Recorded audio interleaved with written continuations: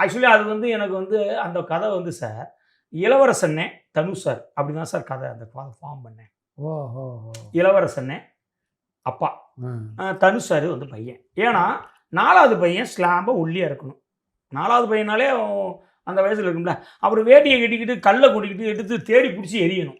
Actually செசார் இவர்ட்ட Dhanush சார்ட்ட இந்த கதையில சொல்லி ஓகே பண்ணேன். ஃபுல் ஸ்கிரிப்ட் சொல்ல முன்ன என்ன ஆயிடுச்சுன்னா, நானு தேவராட்ட ஷூட்டிங் போய் முடிச்சு வந்தோனே சொன்னோனே, "சூப்பரா இருக்கு. இத பண்ணலாம்" அப்படின்னு சொன்னாரு அவரு. ம். "ஃபுல் ஸ்கிரிப்ட் எப்ப சொல்றீங்க?" அப்படின்னாரு. ம்.